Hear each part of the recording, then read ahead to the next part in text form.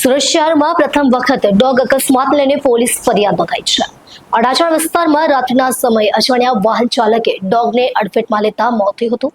ત્યારબાદ જાગૃત નાગરિકો દ્વારા આ બાબતે પોલીસને જાણ કરવામાં આવી હતી। પોલીસે ઘટનાસ્થળ પર પહોંચી પંચનામું કરી મૃત ડોગને પોસ્ટમોર્ટમ માટે ખસેડ્યો હતો। સુરતના સરકારી પ્રાણી હોસ્પિટલ ખાતે ડોગનું પોસ્ટમોર્ટમ કરવામાં આવ્યું હતું। અડાજણ પોલીસે અજાણ્યા વ્યક્તિ વિરુદ્ધ ગુનો નોંધ્યો હતો। અડાજણ વિસ્તારમાં એક ડોગના અકસ્માતમાં મોત બાદ પોલીસે પ્રથમ વખત ગુનો દર્જ કર્યો છે। રાત્રિના સમયે અજાણ્યા વાહન ચાલકે ડોગને અડફેટમાં લીધા બાદ ઘટનાની પોલીસને જાણ કરવામાં આવી હતી। જાણકારો અનુસાર અડાજણ વિસ્તારમાં એક અજાણ્યા વાહન ચાલકે ડોગને ઝડપથી ચાલતી ગાડીથી ટક્કર મારી, જેના પરિણામે ડોગનું મોત થયું। આ બાબતની જાણ સ્થાનિક નાગરિકો દ્વારા પોલીસને કરવામાં આવતા પોલીસ ટીમ ઘટનાસ્થળે પહોંચી અને પંચનામું બનાવ્યું। મૃત ડોગને સુરતની સરકારી પ્રાણી હોસ્પિટલમાં પોસ્ટમોર્ટમ માટે લઈ જવામાં આવ્યો હતો। અડાજણ પોલીસ સ્ટેશન દ્વારા અજાણ્યા વાહન ચાલક વિરુદ્ધ ભારતીય દંડ સંહિતા આઈપીસીની કલમો હેઠળ ગુનો દર્જ કરવામાં આવ્યો છે। આ સુરત શહેરમાં પહેલીવાર છે કે જ્યાં ડોગના અકસ્માત માટે કાનૂની કાર્યવાહી થઈ છે। હાલમાં પોલીસ ટીમ ઘટનાના સાક્ષીઓ અને સીસીટીવી ફૂટેજની મદદથી આરોપી વાહન ચાલકને શોધી કાઢવાના પ્રયાસોમાં જોડાયેલી છે। કોણ વ્યક્તિ છે તે હજુ જાણવામાં નથી આવ્યું, પણ જે તે વ્યક્તિએ કર્યું છે તો અમે એવો વિચાર કરીએ છીએ કે એ વ્યક્તિ પાછળ કડક ને કડક કાર્યવાહીઓ થાય અને એણે જે સજા કરી છે તેની એને સજા મળે। અકસ્માત કોનો થયો હતો, કઈ રીતે કોલ આવ્યો, કઈ રીતે પોલીસ સ્ટેશન પહોંચ્યા? અકસ્માત ડોગનો થયો હતો। સ્ટ્રે ડોગને કોઈક વ્હીકલે ઉડાવી દીધું છે, એની ડેથ થઈ ગઈ છે। તે બાબતે અમે એવું વિચારીએ છીએ કે પોલીસવાળા કડક ને કડક એની પર કાર્યવાહીઓ કરે અને જે તે સજા થતી હોય તેને કરે। કઈ રીતે ઘટના સ્થળે પહોંચ્યા હતા તમે, શું માહિતી હતી? ઘટના સ્થળે અમે લોકો જીવદયાનું જ કામ કરીએ છીએ, તો ઘટના સ્થળેથી અમને કોલ આવ્યો હતો રાત્રે 9 વાગ્યાની આસપાસ કે આ ઘટના સ્થળે આવી ઘટનાઓ બની છે, જે તે કરીને તમે હાજર થાઓ। તો અમે લોકો હાજર થઈને જ્યાં જોયું તો આસપાસ રહેતા લોકોએ પીસીઆરને કોલ કરી દીધેલો હતો। પીસીઆર ત્યાં આગળ આવીને ઊભી હતી અને ત્યાર પછી અમે આગળ કાર્યવાહી શરૂ કરી। તો એફઆઈઆર ફરાઈ ગઈ છે અત્યારે? હા, એફઆઈઆર થઈ ગયેલી છે। હવે આગળ કાર્યવાહીઓ ચાલુ છે, જે તે કરીને કેમેરા ને બધું જોશે અને અમારી પાસે વિડીયો એવું આવે ને અમને એવી શંકા છે કે અમને સારા એવા મતલબ મળે કે આની પાછળ સારી ને કડક કાર્યવાહીઓ થાય। લોકોને શું અપીલ? લોકોને અપીલ એટલી કરવા માગું છું કે એક પર્યાવરણ છે તેની જતન કરવું આપણે મૂળભૂત ફરજ છે, જેથી કરીને બધા એનિમલ હોય કે પછી પશુ પક્ષીઓ કોઈ પણ હોય તેને બધાએ સાચવવા જોઈએ, તે આપણી મૂળભૂત ફરજો છે। સુરત પોલીસે ડોક્ટરના પ્રિસ્ક્રિપ્શન વિના નશાકારક દવાઓ વેચતી મેડિકલ દુકાનો સામે સખત કાર્યવાહી કરી છે। શહેરના 6 ઝોનમાં અચાનક દરોડા પાડી તપાસ કરવામાં આવી, જેમાં ડમી ગ્રાહકો દ્વારા ગેરકાયદે વેચાણની ચકાસણી કરવામાં આવી। કેટલાક સ્ટોર્સને નોટિસ જારી કરવામાં આવી છે, જ્યારે વિવિધ સ્કૂલોની નજીકની દુકાનો પર ખાસ ફોકસ રાખવામાં આવ્યો હતો। આ કાર્યવાહી યુવાનોને નશીલી દવાઓથી બચાવવા માટે લેવામાં આવી છે। સુરત પોલીસે શહેરમાં તબીબી પ્રિસ્ક્રિપ્શન વિના નશાકારક દવાઓના ખુલ્લેઆમ વેચાણ સામે મોટી કાર્યવાહી હાથ ધરી છે। શહેરના 6 અલગ અલગ ઝોનમાં મેગા ડ્રાઈવ દરમિયાન મેડિકલ સ્ટોર્સ પર અચાનક દરોડા પાડી તપાસ કરવામાં આવી, જેમાં ઘણી દુકાનો પર કાયદા પ્રમાણે પ્રિસ્ક્રિપ્શન ન મેળવીને દવાઓ વેચવા બદલ કાર્યવાહી કરવામાં આવી છે। પોલીસ ટીમોએ ખાસ ડમી ગ્રાહકો મોકલીને દવાઓનું વેચાણ યોગ્ય રીતે થાય છે કે નહીં તેની ચકાસણી કરી। આ તપાસમાં જાણવા મળ્યું કે ઘણી દુકાનો ડોક્ટરના પ્રિસ્ક્રિપ્શન વિના જ નશાકારક દવાઓ, સિરપ અને ટેબ્લેટ ગ્રાહકોને વેચી રહી છે। આવી દુકાનોને નોટિસ આપી કાયદેસર કાર્યવાહી કરવામાં આવી રહી છે। શિક્ષણ સંસ્થાઓની આસપાસ સખત ચેકિંગ, ખાસ કરીને શહેરના વિવિધ સ્કૂલ અને કોલેજની આસપાસ આવેલી મેડિકલ દુકાનો પર સખત નજર રાખવામાં આવી છે। પ્રતિબંધિત નશીલી દવાઓ જેમ કે લિક્વિડ અને અન્ય કંટ્રોલ સબસ્ટન્સ વિના પ્રિસ્ક્રિપ્શન વગર વેચાતી હોય તેવી ફરિયાદોના આધારે પોલીસે દુકાન માલિકો સામે કાયદેસર પગલાં લીધા છે। યુવાઓને નશાકારક દવાઓથી દૂર રાખવા અને ગેરકાયદે વેચાણ રોકવા આવી સ્પેશિયલ ડ્રાઈવ ચાલુ રહેશે। જે કોઈ પણ મેડિકલ સ્ટોર પ્રિસ્ક્રિપ્શન વિના નશીલી દવાઓ વેચશે તેના ઉપર કડક કાર્યવાહી કરવામાં આવશે। સુરત ક્રાઇમ બ્રાન્ચની ઇકો સેલ ટીમે કાપડ વેપારી સાથે લાખો રૂપિયાની ઠગાઈ કરવાના આરોપમાં એક દલાલની ધરપકડ કરી છે। આ દલાલ ઠગ વેપારીને માલ પહોંચાડવામાં સહાયક હતો એવો આરોપ છે। પોલીસે આ મામલાની તપાસ ચલાવીને દલાલને ઝડપી પાડ્યો છે। સુરત સિટી ક્રાઇમ બ્રાન્ચની ઇકો સેલ ટીમે શહેરના એક કાપડ વેપારી સાથે લાખો રૂપિયાની ઠગાઈ કરવાના આરોપમાં એક દલાલની ધરપકડ કરી છે. આ દલાલ પર ઠગ વેપારીને માલ ન પહોંચાડવા છતાં પણ પૈસા લઈ લેવાનો આરોપ છે.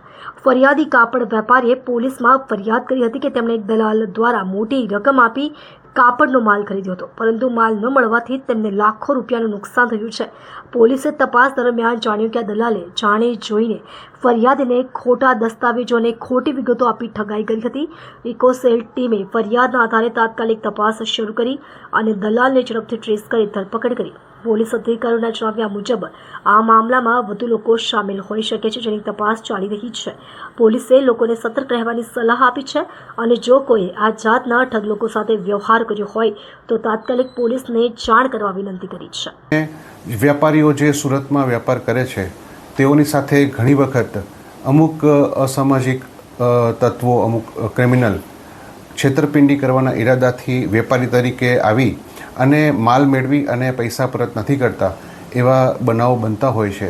એવો જ એક બનાવ સુરત ખાતે બનેલ છે, જેમાં ફરિયાદી શ્રી અનિલભાઈ મુંદ્રાએ પણ અલગ અલગ વેપારીઓને સુરત મુકામે દલાલ મારફત પૂના તથા અન્ય શહેરોમાં માલ આપેલ અને તે માલ વેપારીએ પોતાના અન્ય નામોના અન્ય GST નંબરોથી માલ મગાવી સગે વગે કરી દઈ અને અનિલભાઈ સાથે રૂપિયા 87 લાખની છેતરપિંડી કરેલ છે. જે અનુસંધાને જે દલાલે આ માલ અન્ય વેપારીઓને અપાવેલ હતો એ દલાલ ગુલઝારીલાલ દોશીની ધરપકડ કરવામાં આવેલ છે. હાલ તેઓની પૂછપરછ ચાલુ છે. સુરતના વેલંજા ખાતે બે મિત્રો વચ્ચે ચાલતી મજાકમાં ઝઘડો થતા એકનું ગળું દબાવી ધક્કો મારતા પડી ગયેલા મિત્રનું મોત નીપજ્યું હતું. જે મામલે પોલીસે હત્યાનો ગુનો નોંધી મિત્રની ધરપકડ કરી. સુરતના વેલંજા વિસ્તારમાં બે મિત્રો વચ્ચે ચાલતી મજાક અકસ્માતે હત્યાના ગંભીર ગુનામાં પરિણમી. ઝઘડા દરમિયાન એક યુવકે બીજાને ગળું દબાવીને ધક્કો માર્યો, જેથી પીડિત યુવક પડી ગયો અને ગંભીર રીતે ઇજાગ્રસ્ત થયો. ઘટનાની તુરંત જાણ થતાં પીડિતને હોસ્પિટલમાં દાખલ કરવામાં આવ્યો, પરંતુ ચિકિત્સા દરમિયાન તેના મોતની ખબર આવી. સ્થાનિક પોલીસે મૃત્યુના કારણે ધ્યાનમાં લઈ આરોપી મિત્ર સામે હત્યાનો ગુનો નોંધી તેની ધરપકડ કરી છે. પોલીસ જાણકારી મુજબ બંને યુવકો લાંબા સમયથી મિત્રો હતા અને ઘટના સમયે મજાકમાં ચર્ચા ગરમાવાયેલી. મૃતક યુવકના પરિવારજનો આ અણધારી ઘટનાથી સ્તબ્ધ છે. પોલીસ આરોપી પર કડક કાર્યવાહી કરશે તેમ જણાવે છે. ઘટનાના સાક્ષ્યોની તપાસ ચાલી રહી છે અને કેસની વધુ તપાસ કરવામાં આવી રહી છે. સુરત લીંબાયત પોલીસે મોબાઈલ ફોન રિપેરિંગને લઈને થયેલા ઝઘડામાં ખૂનના ગુનામાં સંડોવાયેલા 3 આરોપીઓને ગણતરીના કલાકોમાં જ પકડી પાડ્યા છે. આમાં એક કાયદાના સંઘર્ષમાં આવેલ બાળ કિશોર પણ સામેલ છે. ફરિયાદી શરીફ મોહમ્મદ રિયાઝ ખાનના ભાઈ અરબાઝ ખાન પર આરોપીઓએ ચપ્પુથી હુમલો કરી તેમને મારી નાખ્યા હતા. આરોપીઓ પૈકી અનવર ઉર્ફે મિસ્ત્રી, સોહેલ અનવર ઉર્ફે મિસ્ત્રી અને એક બાળ કિશોરનો સમાવેશ થાય છે. ઘટના પહેલા ફરિયાદીના ભાઈએ મોબાઈલ ફોન રિપેરિંગ બાબતે આરોપીઓને પૈસા આપવાની ના પાડી હતી, જેના કારણે ઝઘડો થયો. આરોપીઓએ પછી અરબાઝ ખાન સાથે ગાળાગાળી કરી ઝઘડો કર્યો અને ચપ્પુથી તેમના છાતી, પેટ અને પગ પર જાનલેવા હુમલો કર્યો, જેના પરિણામે તેમનું મોત નીપજ્યું હતું. આ ગંભીર ગુનાની નોંધ લઈને પોલીસ કોન્સ્ટેબલ શૈલેષસિંહ અને અનિલકુમાર અમરસિંહને બાતમીદાર મારફતે મળેલી બાતમીના આધારે તપાસ કરીને આરોપીઓની ઘટના બાદ ખૂબ જ ટૂંક સમયમાં ધરપકડ કરવામાં આવી હતી. પોલીસે આરોપીઓ વિરુદ્ધ કાયદેસરની કાર્યવાહી કરી છે. બાળ કિશોર સામે જુવેનાઇલ જસ્ટિસ એક્ટ હેઠળ કાર્યવાહી થઈ શકે છે. આ ગુનો ગંભીર હોવાથી આરોપીઓ પર કડક કાર્યવાહી થઈ શકે છે. મૃત્યુ પામેલા યુવાનના પરિવારજનોએ આરોપી સામે કડક સજા માટે પોલીસ સમક્ષ માંગ ઉઠાવી. ગત 8 તારીખે 22 વર્ષીય યુવાનનું ચપ્પુના ઘા ઝીંકી હત્યા કરવામાં આવી હતી. ઘટનાને લઈ સમગ્ર વિસ્તારમાં ચકચાર મચી જવા પામી હતી. મૃતકના પરિવારજનોએ આરોપી સામે કડકમાં કડક કાર્યવાહી કરવાની પોલીસ સમક્ષ માંગ કરી છે. પરિવારજનોએ આરોપ ઉપર ગંભીર આરોપો મૂકતા કહ્યું હતું કે આવી નિર્દયી એવરી ઘટનામાં સામે કાયદાને સખત પગલાં લેવા જોઈએ. ગુનેગારને સજા આપવી જરૂરી છે, જેથી ભવિષ્યમાં કોઈ બીજું કુટુંબ આવી પીડામાંથી ન પસાર થાય. વડોદરાની ઘટના બાદ સુરતના સાંસદ મુકેશ દલાલે કેબલ સ્ટેટ બ્રિજ પર સલામતી જાળી લગાવવા માટે સુરત મહાનગરપાલિકાને પત્ર લખ્યો છે. તેમણે જણાવ્યું છે કે લોકોની સલામતી અને આત્મહત્યા રોકવા માટે તાત્કાલિક પગલાં લેવા જરૂરી છે. સાંસદ મુકેશ દલાલે કેબલ સ્ટેટ બ્રિજ પર સલામતી જાળી લગાવવાની માંગ કરતો પત્ર લખ્યો છે. સાંસદ દલાલે પોતાના પત્રમાં ઉલ્લેખ કર્યો છે કે 2009-10માં સુરતના સરદાર બ્રિજ અને સૌજીપુર બ્રિજ પરથી દર વર્ષે 80થી વધુ લોકો આત્મહત્યા કરતા હતા. આ સમસ્યાના નિવારણ માટે ત્યારે તમામ નદી પુલો પર સલામતી જાળી લગાવવાનો નિર્ણય લીધો હતો, જેના પરિણામે આત્મહત્યાની ઘટનાઓમાં નોંધપાત્ર ઘટાડો થયો હતો. હાલમાં સુરતની શોભા વધારતો કેબલ સ્ટેટ બ્રિજ પર સલામતી જાળી નથી, જેના કારણે આત્મહત્યાનું જોખમ વધી શકે છે.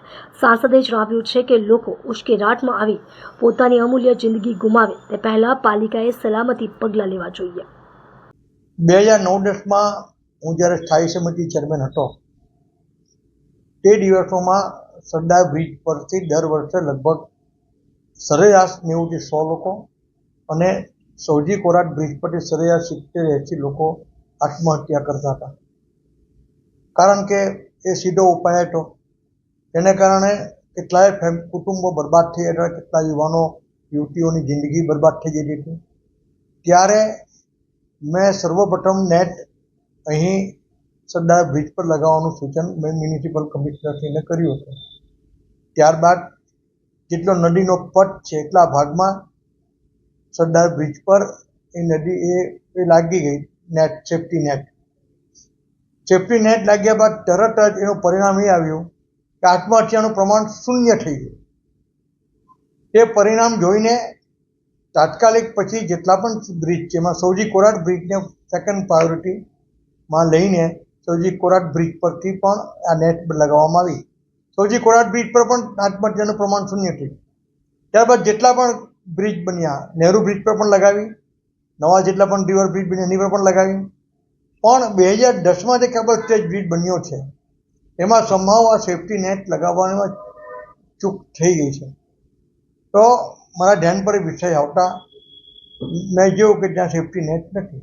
તો મેં મ્યુનિસિપલ કમિશનરને એક પત્ર લખીને સૂચન કર્યું છે કે તાકીદે કેબલ સ્ટેજ બ્રિજનો સ્ટ્રક્ચરલ રિપોર્ટ કઢાવીને અને જો એ સ્ટ્રક્ચરલ રિપોર્ટ પોઝિટિવ આવે તો જેટલા પટ્ટમાં નદી છે તેટલા પટ્ટમાં એક સેફ્ટી નેટ લગાડવામાં આવે, જેથી આ પુલ પરથી પણ લોકો કૂદીને આત્મહત્યા નહીં કરે અને શહેરીજનોની જિંદગી બચે, અમૂલ્ય જિંદગી બચે અને કેટલાય કુટુંબો બરબાદ થતા બચે.